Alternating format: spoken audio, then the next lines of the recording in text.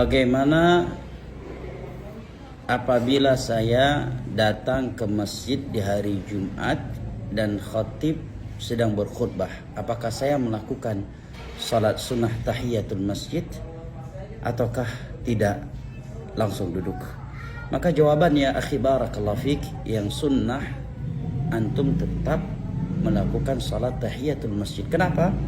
Karena keumuman sabda Nabi SAW, hadis Bukhari Muslim dari Abu Qatadah Al-Ansari radhiyallahu anhu, apabila salah satu di antara kalian masuk ke dalam masjid, maka janganlah dia langsung duduk sampai ia melakukan salat 2 rakaat.